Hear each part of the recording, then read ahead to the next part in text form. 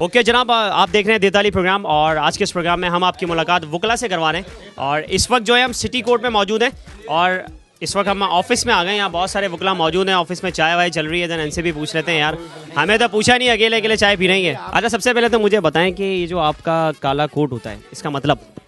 Sir काला coat का मतलब ये है टोटली खिदमत। कितने लोगों की खिदमत की आज तक? पूरे पाकिस्तान की। पूरे पाकिस्तान की। कितने लोगों को इंसाफ दिलवाया? सर मैं ये समझता हूँ कि हर वकील जो घर से निकलता है उसके ज़हन में सबसे पहले मजलूमों को, महकूमों को, इस माशरे के पिसे हुए अवाम को सही मानों में इंसाफ दिलाना होता है। मुझे बताएं कि वकालत के अलावा क्या करते हैं? वकालत के अलावा वकालत ही करते हैं, खाते पीते हैं, शाम को बच्चों की खिदमत, दिन में अवाम की खिदमत। अच्छा मुझे बताएं कितने अरसे से वकालत में आप? मैं 22 साल से हूँ।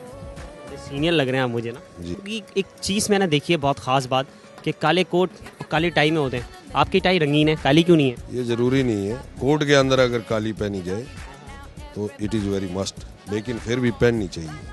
कोट ज़रूरी है या पैंट वैंट भी काली होनी चाहिए? नहीं, कोट ज़रूरी है। कोट काला हो, काली टाई हो, पैंट कोई भी पहन ले। अच्छा, मैं अगर काला कोट पहन के यहाँ आ जाऊँ तो सब वकील समझेंगे मुझे? नहीं, काला कोट तो दुनिया पहनती है, लेकिन आप काला कोट पहनकर अगर कोर्ट में इंटरटेन करेंगे तो जब आप वकील ही नहीं है तो कैसे करेंगे? ऐसे वकील थोड़ा समझ आता है। वकील तो वैसे ही नज़र आ जाता है उसके एटीट्यूड से। काले कोट की अहमियत? काले कोट की बड़ी अहमियत है, बड़ी अल्लाह ने इज्जत दी है, लेकिन अल्लाह ताला इज्जत देता है, उसको मेंटेन करना बंदे का काम है।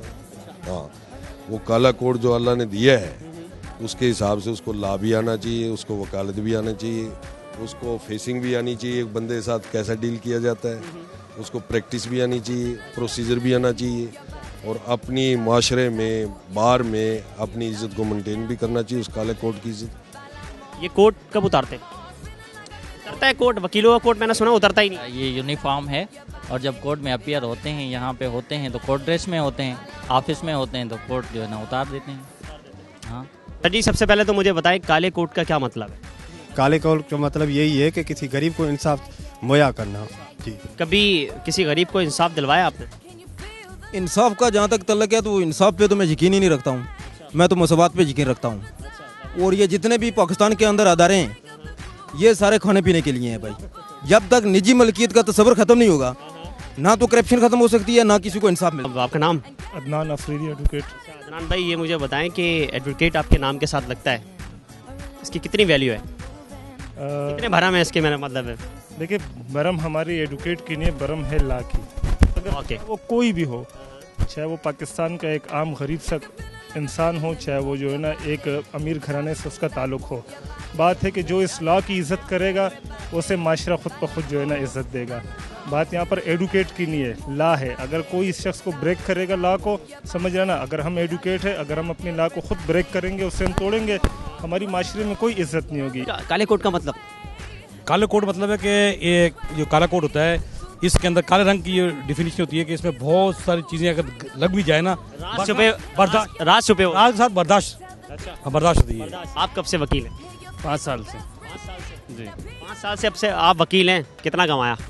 मुझे जितना अल्लाह ताला नसीब में लिखा। क्लाइंट्स आते हैं इंसाफ लेने के लिए, आपके पास आते हैं? बिल्कुल इंसाफ लेने के आते हैं। आप मिलता है या फिर सिर्फ पैसे खर्च होते हैं? इंसाफ मिलता भी है, बहुत से लोग पूछें आप यहाँ पर जो आते हैं उनको खुशी भी होती है। और जी जी बिल्कुल अपने आप को मतलब फ़ख्र महसूस करते हैं कि मैं एक वकील हूँ?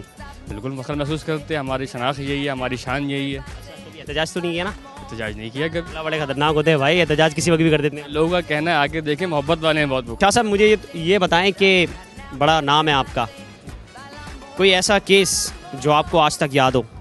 एक केस है जिसमें जज छोड़ के अपनी कुर्सी छोड़ के भाग। वजह की? उसकी वजह ये है, मैंने उसके खिलाफ एलिगेशन लगाई कि सर ये हमारे मुखालिफ वकील जो है वो जज के कमरे में बैठा हुआ था, और मैंने उसको कहा कि जब मैं उसी केस में हूँ तो मुझे क्यों नहीं बैठाया। तो उसने मुझसे कहा कि आप 10 मिनट के बाद आइएगा। मैंने कहा सर इसको भी आप निकाल। इसी बात पे बहस हुई। मैंने कहा तुम्हारे पास अल्लाह ताला मुझे रिज़्क ना दे इस कोर्ट से। मैं करके मैं बड़ी अदालत में गया तो बाद में उस जज ने कहा कि तुम्हारा फूफा लगता है ये, दोबारा तुम केस चलाएगा। वो केस में भी नहीं हुआ।